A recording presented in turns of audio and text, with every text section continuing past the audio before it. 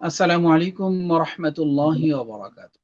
দর্শক শ্রোতা, আশা করি আল্লাহর রহমতে সবাই ভালো আছেন। আমরাও খুব ভালো আছি আলহামদুলিল্লাহ। শুরু হয়ে গেল সাপ্তাহিক ফেসবুক লাইভ অনুষ্ঠান আলোকিত জীবন। আপনাদের সাথে আছি আমি জুবায়ের আহমদ ফারুকী। আলোকিত জীবনের ১০ম পর্ব নিয়ে আপনাদের সাথে উপস্থিত হয়েছি। প্রিয় দর্শক শ্রোতা, অনুষ্ঠানটি প্রতি শুক্রবার হওয়ার কথা থাকলেও এই সপ্তাহে কিছু সমস্যার কারণে আমরা লাইভটি শনিবার করার কথা বলেছিলাম। প্রিয় দর্শক শ্রোতা, দেশ বিদেশে যে যেখান থেকে আমাদের অনুষ্ঠানটি দেখছেন অথবা দেখবেন, সবাইকে আন্তরিক শুভেচ্ছা ও মোবারকবাদ জানাচ্ছি। আলোকিত জীবনের ১০ম পর্ব। আজকে আমাদের আয়োজন হচ্ছে বিভিন্ন প্রশ্নোত্তর নিয়ে। আজকের অনুষ্ঠানে আমরা বিভিন্ন প্রশ্নমূলক অনুষ্ঠানের জবাব দিব ইনশাআল্লাহ। আজকে আমাদের সাথে যিনি অতিথি হিসেবে রয়েছেন, বিশিষ্ট ইসলামী চিন্তাবিদ হযরত মাওলানা মুফতি মুহাম্মদ জাকির হুসাইন হাফিজাহুল্লাহ, পেশ ইমাম বাইতুল মুকাদ্দাস জামে মসজিদ অথবা অর্থাৎ লাল মসজিদ পূর্ব নন্দীপাড়ার সম্মানিত ইমাম হযরত মাওলানা মুফতি জাকির হুসাইন হাফিজাহুল্লাহ। আসসালামু আলাইকুম ওয়া রাহমাতুল্লাহ। ওয়ালাইকুম আসসালাম ওয়া রাহমাতুল্লাহি ওয়া বারাকাতুহু। মুহতারাম, কেমন আছেন আপনি? জি, আলহামদুলিল্লাহ ভালো আছি। আপনারা ভালো আছেন সবাই? জি, আলহামদুলিল্লাহ আলহামদুলিল্লাহ আমরা ভালো আছি। এবং আপনাকে আপনি কি আমাকে শুনতে পাচ্ছেন এবং সুস্পষ্টভাবে দেখতে পাচ্ছেন আমাকে? জি, জি, জি, আমি শুনতে পাচ্ছি। আপনি আমাকে দেখতে পাচ্ছেন? জি। জি, আলহামদুলিল্লাহ আমরা আপনাকে সুস্পষ্টভাবে দেখতে পাচ্ছি এবং আপনার কথা শুনতে পাচ্ছি। মুহতারাম, এত ব্যস্ততার মাঝেও আজকে আমাদেরকে সময় দেওয়ার জন্য আপনাকে আন্তরিকভাবে মোবারকবাদ জানাচ্ছি। আজকে আমাদের আলোচ্য বিষয় আমরা বিভিন্ন প্রশ্নোত্তরমূলক অনুষ্ঠান। আজকে অনেক দর্শকরা আমাদেরকে প্রশ্ন করেছিলেন। গতকালকে আমরা একটি পোস্ট করেছিলাম যে জীবন ঘনিষ্ঠ বিভিন্ন বিষয়ে আমাদেরকে প্রশ্ন করলে আমরা সেই প্রশ্নের উত্তরটি দেবার চেষ্টা করব ইনশাআল্লাহ। সেই প্রশ্নগুলো নিয়েই মুহতারাম আপনার কাছে আসবো ইনশাআল্লাহুল আজিজ। শুরুতে আমরা একটি হামদে বাড়িতে আলা যদি শুনে নেই। আজকে আমাদের সাথে আরো একজন অতিথি আছেন, যিনি আমাদের নন্দীপাড়া এলাকার একজন জনাব সানোয়ার খন্দকার সানোয়ার জাহান। তিনি আমাদের সামনে একটি হামদে বাড়িতে আলা পেশ করবেন ইনশাআল্লাহুল আজিজ। আসসালামু আলাইকুম ওয়া রাহমাতুল্লাহ। ওয়ালাইকুম আসসালাম ওয়া রাহমাতুল্লাহি ওয়া বারাকাতুহু। খন্দকার সানোয়ার জাহান, আপনি কেমন আছেন? জি, আলহামদুলিল্লাহ ভালো আছি। আলহামদুলিল্লাহ আলহামদুলিল্লাহ আমরাও ভালো আছি। খন্দকার সানোয়ার জাহান, আমরা জানি যে আপনি তো মানে প্রস্তুতি নেননি এই মুহূর্তে। ইনশাআল্লাহ আমরা আপনার কাছ থেকে একটি হামদে বাড়িতে আলা আশা করছি। আমাদের দর্শকরাও আমাদেরকে দেখছেন। আপনি যদি আমাদেরকে একটি হামদে বাড়িতে আলা শুনিয়ে মুগ্ধ করেন। যদিও আমি এখন প্রস্তুত নই, তারপরে আমি জি চেষ্টা করব দর্শকদের উদ্দেশ্যে যতটুকু পারা যায় দু এক লাইন আমি চেষ্টা জি করার জি মানে যতটুকু পারি আর কি, যেহেতু আমি প্রস্তুত নই। যতটুকু পারা যায় আমি এখন গাইবার চেষ্টা করব। জি অবশ্যই। প্রিয় দর্শক শ্রোতা, যারা আমাদেরকে দেখছেন আপনাদের সবাইকে আন্তরিক। দর্শকদের কাছ থেকে মাপ চেয়ে নিচ্ছি প্রথমেই, যে যেহেতু অপ্রস্তুত, well I am not well prepared now. So এখন আমার ভুল ত্রুটি হওয়া স্বাভাবিক। আর এখানে অবশ্যই অনেক অনেক সুললিত কণ্ঠের আল্লাহ তাআলা তাদেরকে অনেক সুন্দর কণ্ঠ দিয়েছেন এবং খুব সুন্দরভাবে গায়ও। তাদের কাছ থেকে মাপ চেয়ে নিচ্ছি, কারণ তাদের কাছে আমি হয়তো ওইরকম যোগ্যতা সম্পন্ন নই। সেজন্য আমাকে ক্ষমা সুন্দর দৃষ্টিতে দেখবেন। আমি চেষ্টা করব, আমি আল্লাহর বান্দা, সামান্য কণ্ঠস্বর আল্লাহ তাআলা আমাকে যতটুকু দিয়েছেন আলহামদুলিল্লাহ, ওই ওই কণ্ঠ দিয়ে আমি চেষ্টা করব। এখন আমি প্রস্তুত না যেহেতু, তো আমি আগে থেকে ক্ষমা চেয়ে নিচ্ছি তাদের কাছে যারা আসলে এটা নিয়ে চর্চা করে। আমি চর্চা করি না, আমি হয়তো ওরকম গাইতেও পারিও না, তবে আমি চেষ্টা করব, যেহেতু জি আমাকে এখানে এই অবশ্যই ব্যাপারে আমন্ত্রণ জানানো হয়েছে। তো অবশ্যই আপনাকে আপনার কণ্ঠ থেকে আলহামদুলিল্লাহ। আমরা হামদে বাড়িতে আলা শুনবো অবশ্যই। এবং দর্শকরা আলহামদুলিল্লাহ। আমাদেরকে অনেকে কমেন্ট করেছেন আমি এবং হুম, জি বলেন। জি, দর্শক কি কমেন্টস করেছেন? জি। হুজুরকে আমার পক্ষ থেকে সালাম জানাবেন, ইবনুল হাসান ইমন নামক এক ভাই হুজুরকে সালাম জানিয়েছেন। ভাই, আমরা কি দোষ করলাম? শুধু হুজুরকে সালাম জানালে হবে? এখানে আমরা আছি। ওয়ালাইকুম সানোয়ার ভাই, আসসালাম ওয়া রাহমাতুল্লাহি ওয়া বারাকাতুহু। জি, অবশ্যই ভালো আছেন। আমাদের দোয়া রইলো, আমাদের জন্য দোয়া করবেন। জি অসংখ্য মোবারকবাদ। জি সানোয়ার ভাই, আমরা ইনশাআল্লাহ আপনার কণ্ঠ থেকে হামদে বাড়িতে আলা শুনবো ইনশাআল্লাহ। এরপরে আমরা প্রশ্নোত্তরমূলক অনুষ্ঠানে চলে যাব ইনশাআল্লাহুল আজিজ। যদি শুরু করেন। বিসমিল্লাহির রহমানির রহিম। এই সুন্দর ফুল, এই সুন্দর ফল, মিঠা নদীর পানি খোদা তোমার মেহেরবানি, এই সুন্দর ফুল সুন্দর ফল, মিঠা নদীর পানি খোদা তোমার মেহেরবানি, খোদা তোমার মেহেরবানি,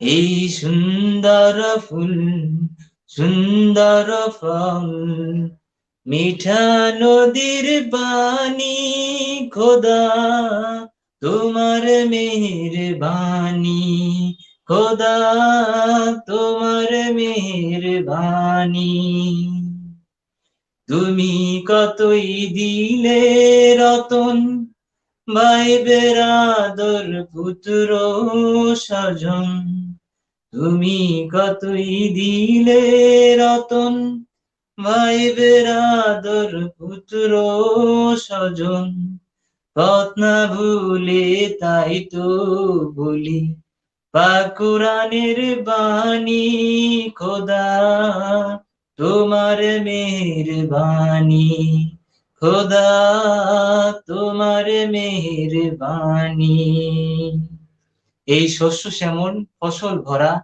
মাটির ডালিখানি, খোদা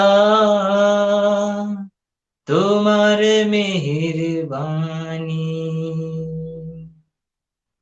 আমি যে আসলে পুরো গানটা আমার এখন মনেও নেই, যেহেতু চর্চা নেই, সুরেরও অনেক ব্যত্যয় ঘটেছে আমি জানি। এগুলি আসলে জিনিসগুলো হচ্ছে চর্চার বিষয়। তো আমি আগে থেকে আপনি চেয়ে নিচ্ছিলাম, এখন প্রশ্ন করতে পরে আমরা যেতে পারি আবার। হ্যাঁ, জি আপাতত এতটুকুই, যেহেতু আমার চর্চা মানে অপ্রস্তুত আমি। তো আমি ইমাম সাহেবের কাছে ফিরে যাচ্ছি। হ্যাঁ, ঠিক আছে। জি জি, অসংখ্য ধন্যবাদ খন্দকার সানোয়ার জাহান আপনাকে, আপনাদেরকে সময় দেওয়ার জন্য। প্রিয় দর্শক শ্রোতা, যারা আমাদের অনুষ্ঠানটি দেখছেন সবাইকে আন্তরিক শুভেচ্ছা জানাচ্ছি, বারবারই শুভেচ্ছা জানাচ্ছি, কারণ আপনাদের ভালোবাসা এবং আপনাদের উৎসাহ ছাড়া আমরা সামনে এগিয়ে যেতে পারবো না। আমাদের অনুষ্ঠানটি ভালো লাগলে অবশ্যই শেয়ার করবেন, এবং আমাদের কাছে কোনো প্রশ্ন থাকলে হুজুরের কাছে আমরা ইনশাআল্লাহ প্রশ্নের জবাব দেওয়ার চেষ্টা করবো ইনশাআল্লাহ। আমরা সরাসরি চলে যাচ্ছি প্রশ্নোত্তর পর্বে। আপনারা যারা এখনো অনুষ্ঠানটিতে জয়েন করেননি সবাইকে জয়েন করার জন্য আন্তরিকভাবে জানাচ্ছি। আচ্ছা হুজুর, আসসালামু আলাইকুম, আপনি কি প্রস্তুত আছেন? জি জি জি জি, আলহামদুলিল্লাহ। আমরা প্রথমেই প্রশ্ন চলে যাচ্ছি। জাহিদুল ইসলাম নামক এক ভাই প্রশ্ন করেছিলেন, খাবারের সময় সালাম দেওয়ার নিয়ম নেই জানি, কিন্তু উত্তর নেওয়া যাবে কি? সালামের উত্তর দেওয়া যাবে কি? যদি ওই অবস্থায় কেউ সালাম দিয়েই ফেলে, ওই অবস্থায় আমার করণীয় কি? আর কোন কোন সময় সালাম দেওয়া যায় না, যদি একটু বুঝিয়ে বলতেন। ধন্যবাদ আলোকিত জীবনের দর্শক শ্রোতা সবাইকে এবং আলোকিত জীবনের পরিচালককে, যারা যিনি অক্লান্ত পরিশ্রম করে কিভাবে সর্বসাধারণের নিকটে মাসলা মাসাইলগুলো পৌঁছায় দিতে পারে, আমি সকলকে ধন্যবাদ জানাই, এবং বিশেষ করে আলোকিত জীবনের পরিচালক হাফেজ জুবাইর আহমদ ফারুকী সাহেবকে। ইনশাআল্লাহ এই ধারাবাহিকতা যে বজায় থাকে, ইনশাআল্লাহ আমরা ধারাবাহিকভাবে প্রশ্ন উত্তরগুলো আমরা শুনবো, জানবো, ইনশাআল্লাহ আমাদের দৈনন্দিন জীবনে অনেক উপকৃত হতে পারবো আমরা। তো প্রথমে যে প্রশ্ন করেছেন জাহিদুল ইসলাম, যে সালামের মাসআলার ব্যাপারে। সালাম এমন একটা বিষয় ইসলামের মধ্যে, একজন মানুষ আরেকজন মানুষকে সৌজন্যতা প্রকাশ করা এবং মোবারকবাদ জানানো, একজন মানুষ আরেকজন মানুষকে ধন্যবাদ জানানোর জন্য যত রকমের ব্যবস্থাপনা থাকতে পারে, তার মধ্যে সবচেয়ে উত্তম এবং ভালো সার্বজনীন আমাদের ইসলামের মধ্যে যে সালামের রীতি, যে পদ্ধতি, এর উপরে আর কেউ কোন ধর্মের মধ্যে এরকম অবস্থা এখনো তৈরি করতে পারে নাই। কারণ হলো আমরা দেখি অন্যান্য ধর্মের মধ্যে গুড মর্নিং, গুড নাইট বা আদব, আমরা যাই বলি এটা নির্দিষ্ট সময়, নির্দিষ্ট অবস্থা, নির্দিষ্ট ব্যক্তির সাথে সম্পৃক্ত থাকে। কিন্তু আল্লাহ পাক রব্বুল আলামিন আমাদেরকে আমাদের ইসলামের মধ্যে এমন এক সিস্টেম, এমন এক পদ্ধতি চালু করলেন যেটা সার্বজনীন সার্বজনীন, সব সময়ের জন্য সকল ক্ষেত্রে প্রযোজ্য হয়। এই সালামটা আমরা সার্বক্ষণিক দেওয়ার জন্য আমাদের উপরে জোর তাকিদ এসেছে। সাহাবায়ে কেরাম রাদিয়াল্লাহু তাআলা আনহুম আজমাইন সবসময় সালাম দিতেন। একজন সাহাবী আরেকজন সাহাবীর সাথে দেখা হয়েছেন, সালাম দিয়েছেন, ধরে ধরে হাত ধরে ধরে হাঁটতেছেন, হাঁটার মাঝখানে সামনে একটা গাছ পড়ে গেছে, হাদিসের মধ্যে আসছে যখন গাছের কারণে দুজন আলাদা হয়ে গেছেন, ঠিক সেই মুহূর্তে আলাদা হওয়ার পর যখন আবার একসাথে হয়েছেন তখন সালাম দিয়েছেন, বলছেন আসসালামু আলাইকুম। এই সালামের এত গুরুত্ব ছিল, এত গুরুত্ব সহকারে সালামের জবাব আমাদেরকে দিতে হবে। একমাত্র একটা আমল, যে আমলটা যিনি করবেন তার প্রথম জিনিস সালাম দিবেন, যদিও নাকি এটা মুস্তাহাব আমল, কিন্তু তিনার সওয়াব বেশি। সালামের জবাব দেওয়া হইল ওয়াজিব, কিন্তু সেখানে সালামের জবাব দিলে ওয়াজিব আদায় করলে সেখানে নেকি কম, আর যিনি সালাম দিলেন নফল করার কারণে, তার নফল আদায় করার কারণে তার জবাব সওয়াব হইতেছে বেশি। এই সালামটা আমরা সার্বক্ষণিক দিব, কিন্তু কিছু ক্ষেত্রে ব্যতিক্রম, অর্থাৎ আমরা যদি সালাম দিতে গিয়ে আমরা দেখি যে যাকে আমি সালাম দিব তিনি খুব ব্যস্ত, এখানে মূল কথাটা হলো সালামটা দেওয়া সার্বক্ষণিক দিতে হবে, আমরা দিব, কিন্তু সালামটা আমরা দেওয়ার ক্ষেত্রে খেয়াল করব যে আমি সালামটা দিতেছি, ওই ভদ্রলোক কি করতেছেন, কোন অবস্থায় তিনি আছেন। যদি গুরুত্বপূর্ণ কোনো কাজে থাকেন, আমাদের মধ্যে ধারণা আছে যে খাওয়ার সময় সালাম দেওয়া যায় না। আসলে মূল কথা এটা নয়। মূল কথাটা হলো যে উনি গুরুত্বপূর্ণ বিশেষ কোনো কাজে আছেন, আমি যে সালাম দেই তাহলে তার অনেক ব্যাঘাত ঘটবে কাজে। একজন লোক লেখালেখি করতেছেন, কোরআন তেলাওয়াত করতেছেন, নামাজ পড়তেছেন, সালাম দিলে তিনার নামাজের মধ্যে ব্যাঘাত ঘটবে, লেখালেখির মধ্যে ব্যাঘাত ঘটবে, অথবা এরকম আরো কোনো গুরুত্বপূর্ণ কাজ করতেছেন, তার ব্যাঘাত করতে পারে। এই জন্য বলা হয়েছে এখানে সালাম দেওয়া নিষেধ, সালাম দেওয়া যাবে না। তার মধ্যে একটা হলো খাওয়া দাওয়ার মধ্যে সালাম দেওয়া যাবে কিনা। আসলে হাদিসে আসছে যে তোমরা যখন খাওয়া দাওয়া করো তখন একটু আশেপাশে যারা আছেন তাদের সাথে একটু আলাপ আলোচনা করো, কথাবার্তা বলো, দিনই কিছু মুযাকারা করো। তো আমাদের সাধারণ মধ্যে প্রচলন আছে যে সালাম যখন আমরা দিব তখন খাওয়ার মধ্যে সালাম দেওয়া যাবে না, আবার কেউ সালাম দিয়ে দেয় খাওয়ার মধ্যে সালামের জবাবও নেওয়া যাবে না। কিন্তু হাদিসে যা আসছে যে খাওয়ার মধ্যে একটু আলোচনা করা, কথাবার্তা বলা, তাহলে যদি একটু কথাবার্তা বলা যায়, ভালো আলোচনা করা যায়, সালাম একটা ভালো কাজ, তাহলে খাওয়ার মধ্যে সালাম দেওয়া যাবে। যদি আমি মনে করি যে তিনি খাইতেছেন যে খুব গুরুত্ব সহকারে খাইতেছেন, অথবা নিচের দিকে তাকিয়ে খাইতেছেন, আমার সালাম দিলে সে মূল্যায়ন করবে না বা সালামের জবাব দিবে না, তখন আমি একটু সালাম দেওয়া থেকে বিরত থাকবো। তিনি স্বাভাবিকভাবে আমার দিকে তাকাইছেন, আমার সাথে কথা বলবেন, একটা অবস্থান আছেন, তাহলে আমি তাকে সালাম দিব। সালাম যখন দেব অবশ্যই আমি যিনি খাইতেছেন তিনি সালামের জবাব দিবেন, তিনার উপরে সালামের জবাব দেওয়া ওয়াজিব হয়ে যাবে। অর্থাৎ যে কথাটা আমি বলতেছি, মূল কথা হইলো যে গুরুত্বপূর্ণ কোনো কাজের ক্ষেত্রে সালাম দিয়ে তাকে ব্যাঘাত করা যাবে না। খাওয়ার ক্ষেত্রেও যদি তিনি বিরাট অসুবিধা মনে করেন যে আমাকে এখন সালাম দিছে, আমার এখন অসুবিধা হইতেছে, আমি কথা বলতেছি যে ইলিশ মাছ খাইতেছি, ইলিশ মাছের লেজের পিসটা আমি খাইতেছি, এখানে খুব কাটা আছে, সালাম দিতে গেলে তার নামাজ খাওয়ার ক্ষেত্রে একটা কাটা গলা ভিতর যেতে পারে, তার মনোযোগ সংযোগ নষ্ট হবে, এই ক্ষেত্রে বলছে সালাম দেওয়া নিষেধ, এক্ষেত্রে সালাম দেওয়া যাবে না। আশা করি দর্শক বুঝতে পেরেছে। জি, অসংখ্য ধন্যবাদ মুহতারাম মুফতি জাকির হোসেন হাফিজাহুল্লাহ। আমরা দ্বিতীয় প্রশ্নে যেতে যাচ্ছি যে নামাজে উমরি কাজা নামাজ কিভাবে পড়ে, সঠিক নিয়ম কি যদি বলতেন। নামাজ আল্লাহ পাক রব্বুল আলামিনের অনেক বড় ইবাদত, কারণ আমরা ঈমান আনার পর আমাদের উপর সবচেয়ে বড় যে দায়িত্ব সেটা হলো নামাজ আদায় করা। বান্দা আল্লাহ পাক রব্বুল আলামিনের কাছাকাছি যায় নামাজের মাধ্যমে।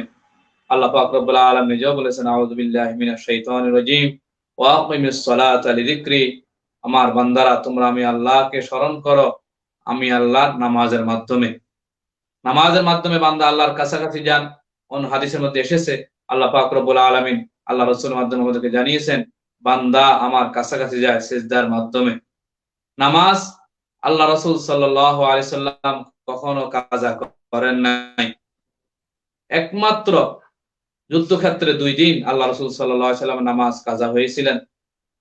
আল্লাহ রাসূল সেদিন কাফেরদেরকে বদদোয়া করে বলেছিলেন যে তাদের কি অবস্থা হবে, তারা আমার নামাজকে কাজা করেছিলেন।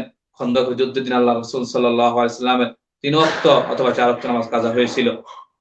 আসলে নামাজ কাজা করা যাবে না, বাকি এর পরেও যদি আমরা অলসতার কারণে বা শয়তানের কোনো ওয়াসওয়াসার কারণে অথবা অন্য কোনো কারণে যদি আমাদের কাজা হয়ে যায়, নামাজ যদি আমাদের কাজা হয়ে যায়, তাহলে সেই নামাজ আমরা আদায় করব এভাবে যে যদি আমার জীবনে প্রথম নামাজ কাজা হয়ে থাকে, নামাজটা আমার জীবনের প্রথম নামাজ, নামাজটা আমার জীবনের প্রথম, আর কখন আমার নামাজ কাজা হয় নাই, তাহলে এক্ষেত্রে আমার 1 ওয়াক্ত 2 ওয়াক্ত 3 ওয়াক্ত 4 ওয়াক্ত নামাজ যদি কাজা হয়, তাহলে আমার এই নামাজগুলো একসাথে আদায় করে নিতে হবে। 5ম ওয়াক্ত নামাজ যখন আমি পড়তে যাব তখন, যদি নামাজের সময় বাকি থাকে, যে যেমন নাকি আমার সারাদিন আমি নামাজ পড়তে পারি নাই, ফজর জোহর আসর মাগরিব আমার কাজা হয়ে গেছে, আমি এশার নামাজ পড়বো, আজান হয়ে গিয়েছে, এখন আমি আমার জীবনে 4 ওয়াক্ত নামাজে কাজা হয়েছে, এর বেশি নয়, অথবা 3 ওয়াক্ত অথবা 2 ওয়াক্ত অথবা 1 ওয়াক্ত এরকম যদি হয়, তাহলে আমি নামাজটা কাজা করে নিব এশার নামাজ পড়ার আগেই। কিন্তু যদি আমার নামাজটা 4 ওয়াক্তের বেশি হয়ে যায়, অথবা আমি এই 4 ওয়াক্ত নামাজ কাজা করতে গেলে বা 2 ওয়াক্ত নামাজ কাজা করতে গেলে আমি এশার নামাজটা পড়ার সময় পাবো না, তাহলে সেক্ষেত্রে আমি কাজা নামাজ রেখে এরপরে আমি ওই ওয়াক্ত এশার নামাজটা আগে আদায় করব। 1 নাম্বার কথা বললাম। 2 নাম্বার কথা হলো, আমার 4 ওয়াক্ত নয় বরং অধিক নামাজ কাজা হয়ে গিয়েছে, যার হিসাব নাই, তাহলে আমি নামাজটা আদায় করব এভাবে, আমার কাজা নামাজটা আমি এভাবে আদায় করব যে আমি জোহর নামাজের সময় আমি চিন্তা করব, নিয়ত করব এভাবে যে আমার জীবনের প্রথম যে 2 রাকাত ফজর নামাজ কাজা হয়েছিল নামাজ আদায় করতেছি। কারণ তা তো জানা নাই জীবনে কত রাকাত কত ওয়াক্ত ফজর নামাজ তার কাজা হয়েছে, এই জন্য সে এভাবে বলবে যে আমার জীবনের প্রথম যে ফরজ নামাজটা ফজর নামাজটা কাজা হয়েছে আমি সেটা আদায় করতেছি। এরপরের দিন যখন আবার সে আরো 2 রাকাত ফজর নামাজ আদায় করবে, তখন সে আবার বলবে যে আমার জীবনের এরপরে যে ফরজ নামাজটা কাজা হয়েছে সেটা আমি আদায় করতেছি। এভাবে জোহরের ক্ষেত্রে, আসরের ক্ষেত্রে, মাগরিবের ক্ষেত্রে সে বলবে। এবং আরো একটা কথা লক্ষণীয় এখানে, যে দৈনিক নামাজ কাজা করতে হবে 6 ওয়াক্ত, 6 ওয়াক্ত নামাজের কাজা আদায় করতে হবে। আমরা যদি নাকি জানি যে নামাজ হলো 5 ওয়াক্ত ফরজ, কিন্তু কোনো ব্যক্তি যদি নামাজ কাজা হয়ে যায়, তাহলে সে 6 ওয়াক্ত নামাজ কাজা করতে হবে, সেটা হলো বিতির নামাজ সহকারে। বিতির নামাজ সহকারে আমরা কাজা নামাজ আদায় করব। যদি একাধিক নামাজ কাজা হয়ে যায়, তাহলে আমি যে কোনো নামাজ আদায় করতে পারবো। আর যদি সর্বনিম্ন 4 ওয়াক্ত নামাজ আমার কাজা হয়ে থাকে, তাহলে আমি আগে 4 ওয়াক্ত নামাজ কাজা করে নেব। যদি আমার সময় থাকে, তাহলে আমি 4 ওয়াক্ত কাজা করে এর হয়ে ওয়াক্ত নামাজ আদায় করব। আশা করি দর্শক বুঝতে পেরেছেন। জি, অসংখ্য ধন্যবাদ মোহতারাম। প্রিয় দর্শক শ্রোতা, আমাদের সাথে অনেকেই জয়েন করেছেন, অনেকেই আমাদের অনুষ্ঠানটি শেয়ার করেছেন, কমেন্ট করেছেন আমাদেরকে। কয়েকজন বোধহয় নতুন করে প্রশ্নও করেছেন। প্রিয় দর্শক, আমরা কিন্তু 2 দিন আগে থেকেই এই পোস্ট করে থাকি যে আপনাদের কোনো প্রশ্ন থাকলে আমাদেরকে জানাবেন। কিন্তু অনেকেই হয়তোবা সেখানে প্রশ্ন না করে অনুষ্ঠান লাইভ চলাকালীন সময় প্রশ্ন করে থাকেন। আসলে লাইভ চলাকালীন প্রশ্নগুলির উত্তর না দেওয়াই উত্তম। অনেক মুফাসসিরে কেরামও আমার জানা মতে এই কাজগুলি অনেকেই করেন না। অনেক ইসলামিক স্কলাররা লাইভ চলাকালীন সব প্রশ্ন উত্তর ওনারা করেন না। আগে থেকেই প্রশ্নগুলি করে রাখে ওনারা, ওটার উপরে করে দেখে শুনে তারপরে ইনশাআল্লাহ উত্তর দেয়। প্রিয় দর্শক শ্রোতা, যারা আমাদেরকে দেখছেন সবাইকে অসংখ্য মোবারকবাদ, যারা অনুষ্ঠানটি শেয়ার করছেন সবাইকে অসংখ্য মোবারকবাদ জানাচ্ছি। আমাদের সাথে আজকে উপস্থিত আছেন বিশিষ্ট ইসলামিক স্কলার, পূর্ব নন্দীপাড়া লাল মসজিদের সম্মানিত ইমাম হযরত মাওলানা মুফতি জাকির হোসাইন হাফিজাহুল্লাহ। চলছে আলোকিত জীবনের 10ম পর্ব, প্রশ্নোত্তর পর্ব নিয়ে আমরা আছি মুহতারামের সাথে। আমরা চলে যাচ্ছি পরবর্তী প্রশ্নে। প্রশ্নটি হচ্ছে, রিয়াজুল ইসলাম আদর নামে এক ভাই ইনবক্সে প্রশ্ন করেছেন, কুকুর পালন করা কি জায়েজ আছে কিনা, আর যদি জায়েজ থাকে তাহলে কি কি উদ্দেশ্যে পালন করা যায়। আমি আমার ব্যবসার উদ্দেশ্যে কুকুর পালন করছি, এমত অবস্থায় আমি কি আমার উদ্দেশ্য হাসিলের জন্য সামনে এগিয়ে যাব? মানে কুকুর পালন করা যাবে কিনা ব্যবসার উদ্দেশ্যে অথবা অন্য যে কোনো উদ্দেশ্যে। জি, ধন্যবাদ আদর ভাইকে অত্যন্ত গুরুত্বপূর্ণ একটা প্রশ্ন করার জন্য। কুকুর আল্লাহ পাক রব্বুল আলামিন একটা মাখলুক, আল্লাহ পাকের একটা সৃষ্টি। যদিও নাকি কুকুরের প্রতি আল্লাহ রাসূল সাল্লাল্লাহু আলাইহি ওয়াসাল্লাম জামানায় মানুষের খুব ভালোবাসা ছিল, এই জন্য আল্লাহ রাসূল সাল্লাল্লাহু আলাইহি ওয়াসাল্লাম কুকুরকে কাছে রাখা, কুকুরকে ঘরে আনা এগুলো প্রথম নিষেধ করেছিলেন, কিন্তু পরবর্তীতে আল্লাহ রাসূল সাল্লাল্লাহু আলাইহি সাল্লাম কুকুরকে ঘরে রাখা এবং শিকারের কাজে ব্যবহার করা, পাহারাদারের কাজে ব্যবহার করার জন্য অনুমতি দিয়েছিলেন। তো কুকুর যদি শিকারের কাজে ব্যবহার করে, যেমন আমরা আমাদের দেশে এরকম প্রচলন নেই, তারপরেও বলতেছি বন্য এলাকা যেখানে আছে সেখানে কুকুর দ্বারা তারা বিভিন্ন শিকার করেন, পাখি শিকার করেন কুকুর দ্বারা, বা এরকম আরো আরো মানুষের প্রয়োজনীয় কিছু জিনিস আছে কুকুর দ্বারা, এগুলো মানুষ ব্যবহার করেন, কুকুর দ্বারা শিকার করেন। এই কুকুর দ্বারা শিকার করতে গেলে এখানে আমাদেরকে মাসালা জানতে হবে যে কুকুরটা মুআল্লিমিন, কোরআন শরীফের মধ্যে আয়াত এসেছে, আল্লাহ পাক রব্বুল আলামিন বলেছেন কুকুরটা শিক্ষিত হইতে হবে। যে এখন বলতে পারেন যে কুকুর আবার শিক্ষিত হয় কিভাবে? হ্যাঁ, কুকুরটা শিক্ষিত হওয়ার অর্থ হলো কুকুরটা আপনার পালিত কুকুর হতে হবে, পোষা কুকুর হতে হবে, আপনার কথা সে শুনবে, আপনি তাকে যা বলবেন সে আপনার জন্য করবে। যেমন আপনি যখন তাকে ছাড়বেন সে আপনার জন্য শিকার করে আনার জন্য, তখন আপনি বিসমিল্লাহ বলতে হবে। বিসমিল্লাহ বলে যখন তাকে ছাড়লেন, সে যখন শিকার করবে, শিকার করে সে নিজে আগে খেতে পারবে না, সে নিজে খাবে না, কি করবে? সে তার মালিকের জন্য শিকার করে পাখিটাকে নিয়ে আসবে। যদি এরকম মুআল্লিম, এরকম শিক্ষিত কুকুর হয়, তাহলে এই কুকুর দ্বারা শিকার করে কুকুরকে খাওয়া জায়েজ আছে। 4টা শর্তের সাথে কুকুরের শিকার খাওয়া জায়েজ। সেটা হলো 1 নম্বরে কুকুরটা শিক্ষিত পালিত হইতে হবে, 2 নম্বরে কুকুরটা ছাড়ার সময় বিসমিল্লাহ বলতে হবে, 3 নম্বর হলো কুকুরটা অবশ্যই নিজের জন্য না খেয়ে কুকুরটা পাখিটা শিকার করে কুকুরটা মালিকের জন্য নিয়ে আসে যদি, তাহলে কুকুরটা জায়েজ হবে, এবং কুকুরটা ছাড়ার সময় বিসমিল্লাহ বলতে হবে। এরপরে 4র্থ নম্বর শর্ত হলো যে কুকুরটা যখন শিকার করবে তখন একটা জখম করতে হবে, একটু রক্ত বের হতে হবে। এই রক্ত বের করাটাই হলো, আমরা যে জবাই করি, বিভিন্ন প্রাণীকে জবাই করে আমরা খাওয়ার জন্য হালাল করি, এই কুকুরটা যখন একটু আহত করবে, আঘাত করবে, রক্ত বের করবে, সেটাই খাওয়ার জন্য হালাল হয়ে যাবে, যথেষ্ট হবে। এখন কথা হলো কুকুর আমি 2 উদ্দেশ্যে লালন পালন করব। 1 নম্বর হলো শিকার করা, 2 নম্বর হলো পাহারাদারের কাছে ব্যবহার করা। যদি এই 2টা উদ্দেশ্য যদি হয়, তাহলে আমরা কুকুর ব্যবহার করব, কুকুর লালন পালন করব। এরপরে এই 2 উদ্দেশ্য যদি আমরা কুকুর লালন পালন করি এবং বেচা কিনা করি, তাহলে আমাদের এই কুকুর লালন পালন করা, বেচা কিনা করা এবং ব্যবসা করার উদ্দেশ্যে এই কুকুর এভাবে লালন পালন করা জায়েজ হবে। অন্যথায় এছাড়া স্বাভাবিকভাবে এই 2টা শর্ত ছাড়া, এই 2টা অবস্থা ছাড়া আর কুকুর লালন পালন করা বৈধ হবে না, জায়েজ হবে না, এবং এর ব্যবসাও জায়েজ হবে না, হালাল হবে না, 2টা শর্ত ব্যতীত। আশা করি দর্শক বুঝতে পেরেছেন। আসসালামু আলাইকুম। অসংখ্য ধন্যবাদ, মোবারকবাদ জানাচ্ছি। আরেক ভাই প্রশ্ন করেছেন, আচ্ছা, খুবই হাস্যকর একটা প্রশ্ন করেছেন যে কেউ যদি অসুস্থ হয়, তাহলে কি নামাজ ছাড়তে পারবে কিনা?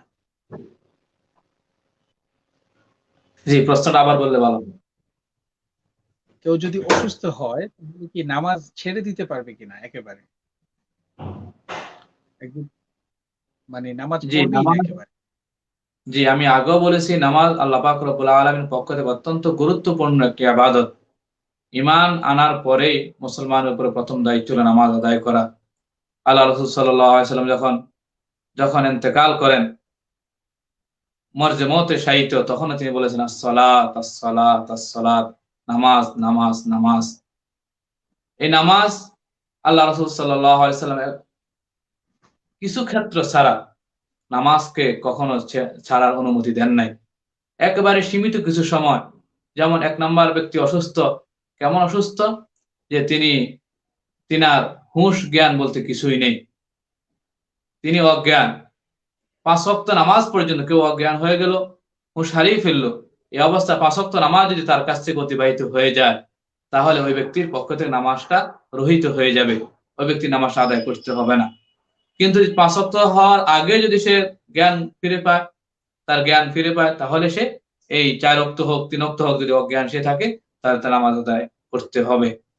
এরপরে কোনো ব্যক্তি যদি পাগল হয়ে যায়, পাগল জ্ঞান শূন্য হয়ে যায়, তাহলে ওই ব্যক্তির উপরে নামাজ মওকুফ, রহিত হয়ে যাবে।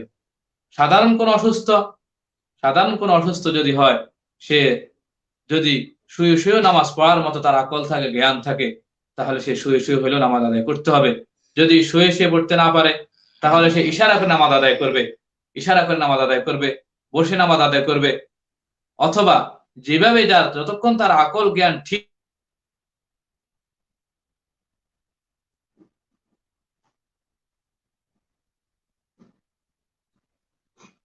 দুঃখিত, নেটওয়ার্কের সম্ভবত প্রবলেম হচ্ছে। আমরা মোহতারামকে হারিয়ে ফেললাম কেন?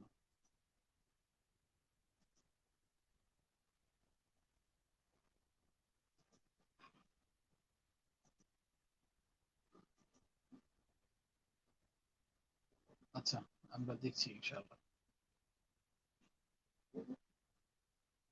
আচ্ছা, আমাদেরকে আমরা হারিয়ে ফেললাম হুজুরকে। আমরা দেখছি জয়েন করানো যায় কিনা হুজুরকে। এই ফাঁকে আমরা কিছু প্রশ্ন করে নিই, আমাদেরকে কিছু কমেন্ট করে নিই। আচ্ছা, ইবনুল হাসান ইমন ভাই, আপনি আগেও কিছু প্রশ্ন করেছেন, আমরা প্রশ্নগুলোর উত্তর দেওয়ার চেষ্টা করবো ইনশাআল্লাহ। আচ্ছা, জিহাদুল ইসলাম নামক এক ভাই লিখেছেন, মাশাআল্লাহ সুন্দর লাইভ অনুষ্ঠান, অসংখ্য ধন্যবাদ প্রিয় দর্শক। আসলে আপনাদের ভালোবাসা ছাড়া সামনে এগোনো সম্ভব না, আপনাদের উৎসাহ ভালোবাসা ছাড়া আমাদের সামনে এগিয়ে যাওয়া মোটেই সম্ভব নয়। এরপরে মোহাম্মদ এমডি সুজন ভাই লিখেছেন, একটু কোরআন তেলাওয়াত শুনতে চাই। আসলে আপনি কোরআন প্রেমী, আমরা জানি আপনি কোরআনুল কারীমের তেলাওয়াত অবশ্যই শুনতে চাইবেন, কিন্তু দুঃখের বিষয় হচ্ছে আজকে আমাদের সাথে একজন কারি সাহেব রাখার কথা হয়েছিল, কিন্তু ওনাকে আমরা রাখতে পারিনি। আচ্ছা, ইনশাআল্লাহ সামনে কোনো এক সময় ইনশাআল্লাহ আমরা শুনবো। আর আমারও বলা তেমন একটা ভালো না যে লাইভে তেলাওয়াত করবো। জিহাদুল ইসলাম ভাই একটা প্রশ্ন করেছিলেন, ভাইজান আমরা প্রশ্নগুলোর উত্তর দেওয়ার চেষ্টা করব, কিন্তু সময় না করলে আমাদের কিছু করার থাকবে না, কারণ আমরা এই প্রশ্নগুলি আগে থেকে নিয়ে নিই এবং প্রশ্ন আগে থেকে নিয়ে আমরা উত্তর দেওয়ার চেষ্টা করি ইনশাআল্লাহ। আহ ইবনুল হাসান ভাই আরেকটা প্রশ্ন করেছেন। আচ্ছা, শ্রাবণ আহমেদ শ্রাবণ আহমেদ ভাই লিখেছেন, জুবাইর আহমেদ ফারুককে ধন্যবাদ হুজুরকে লাইভে আনার জন্য, আমাদেরকে মহামূল্যবান বয়ান শোনার জন্য সুযোগ করে দেওয়ার জন্য অসংখ্য ধন্যবাদ। তার সাথে আমাদের হুজুরকে, জি, অসংখ্য ধন্যবাদ আপনাকেও প্রিয় দর্শক শ্রাবণ ভাই, আমাদের সাথে লাইভে থাকার জন্য, আমাদেরকে কমেন্ট করে উৎসাহ দেওয়ার জন্য। আমরা দেখছি আমরা হুজুরকে লাইভে আনার চেষ্টা করছি। আপনাদের কোনো প্রশ্ন থাকলে ইনশাআল্লাহ প্রশ্নগুলি করতে পারেন, আমরা উত্তর দেওয়ার চেষ্টা করব।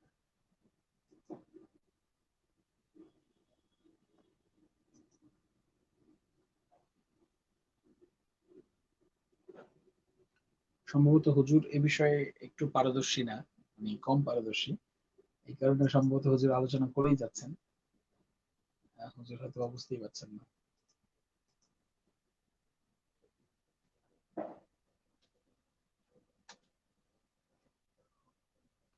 আমরা দেখছি।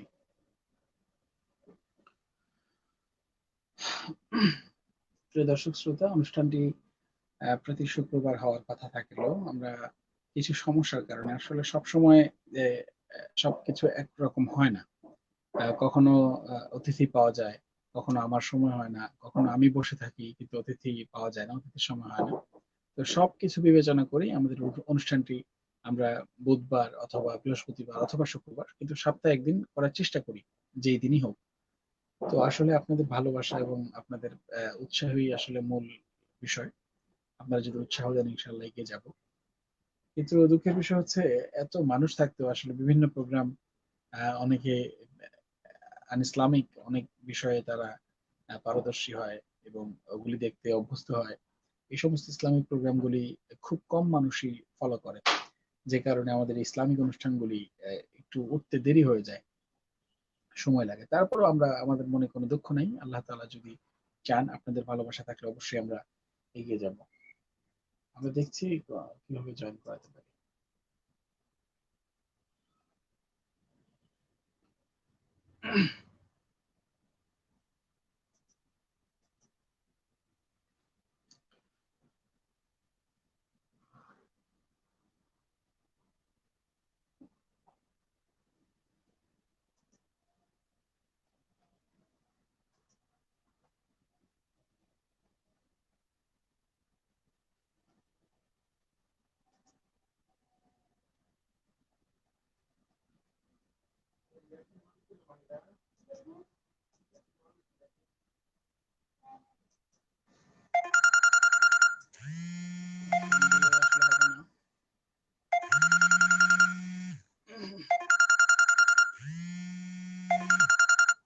হ্যাঁ, এই যে ফোন দিছি আমি।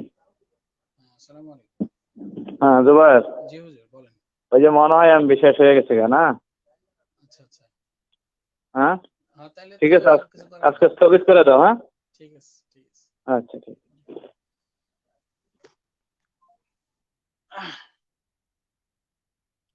প্রিয় দর্শক, দুঃখের সাথে জানাচ্ছি আসলে লাইন লাইনে ঝামেলা হচ্ছে।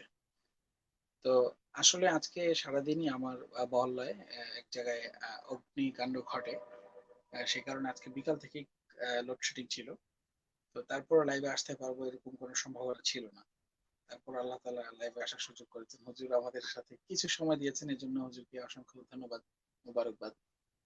আসলে লোডশেডিং এবং ইন্টারনেট কানেকশন বিচ্ছিন্ন হওয়া, এই দুটির এই দুটি হলে আর কার কি কিছু করার ক্ষমতা থাকে না। তো এই কারণে হয়তো আজকের প্রোগ্রামটি এখানেই শেষ করতে হবে। আসলে বড় কথা হচ্ছে আপনাদের ভালোবাসা, আপনাদের উৎসাহ, ভালোবাসা আমাদেরকে এগিয়ে যেতে, আমাদেরকে উৎসাহিত করবে, এগিয়ে যেতে সাহায্য করবে। অনেকেই প্রথম প্রথম আমি খেয়াল করতাম যে অনুষ্ঠানটি একজন দেখছেন, মাত্র একজন দর্শক অনুষ্ঠানটি দেখছেন, প্রথম প্রথম খেয়াল করতাম। তা আবার কখনো দেখতাম কি যে কোনো দর্শকই নেই, কখনো খেয়াল করতাম যে কোনো দর্শক নেই, আবার দেখতাম যে আবার একটানা তিনজন দেখছেন। তো এরকম করতে করতে আলহামদুলিল্লাহ এখন আহ, কিছুটা হয়তো বা দর্শকরা আমাদের প্রতি এগিয়ে আসছেন। এখন প্রতি সপ্তাহে কম করে হলেও, একেবারে কম হলেও 6-7 জন এই নিয়মিত অনুষ্ঠানটা লাইভ চলাকালীন সময় দেখেন। এরপরে পরে অনেকেই দেখেন। তা আসলে আপনাদের ভালোবাসা সবই, আপনাদের ভালোবাসা, আল্লাহ তাআলার রহমত, আল্লাহ তাআলার দোয়া, সবকিছু দিয়ে এগিয়ে যেতে চাই। আর আমাদের এই লাইভটি প্রতি শুক্রবার হবে ইনশাল্লাহ। আপনাদের বিভিন্ন ইসলামিক স্কলারদেরকে আমরা জয়েন করানোর চেষ্টা করব ধাপে ধাপে। সবই আপনাদের ইচ্ছার উপরে আর কি, যদি আপনারা চান। আর অনেকেই আসলে কিছু বলার নেই। অনুষ্ঠানটি এই মুহূর্তে হুজুরের প্রশ্নগুলির উত্তর আমি মোতায়েলা করেছিলাম, আমিও দিতে পারবো, কিন্তু এই মুহূর্তে দেওয়া ঠিক হবে না, কারণ হুজুর এখানে অতিথি ছিলেন। যাই হোক,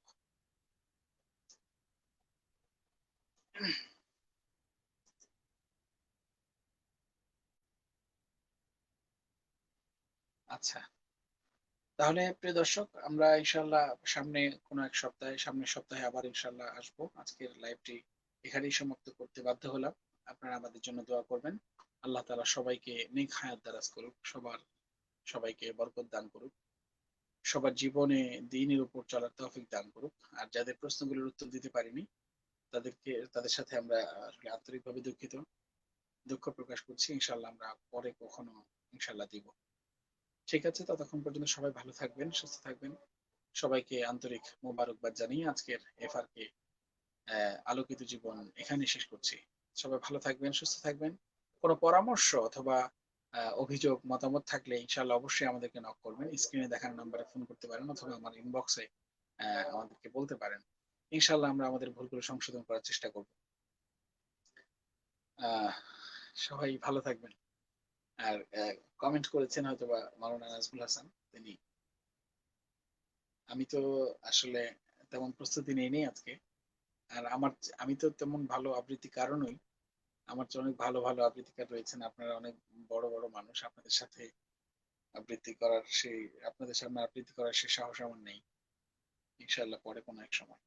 প্রিয় দর্শক, আপনারা ভালো থাকবেন, সুস্থ থাকবেন। ততক্ষণ পর্যন্ত আমরা ইনশাআল্লাহ আবার আগামী শুক্রবার অথবা বুধবার, বৃহস্পতিবার যে কোনো এক সময় ইনশাআল্লাহ চলে আসবো। আসার আগে অবশ্যই আপনাদেরকে জানাবো। ততক্ষণ পর্যন্ত সবাই ভালো থাকুন, সুস্থ থাকুন। আসসালামু আলাইকুম ওয়া রাহমাতুল্লাহ। আল্লাহ হাফেজ।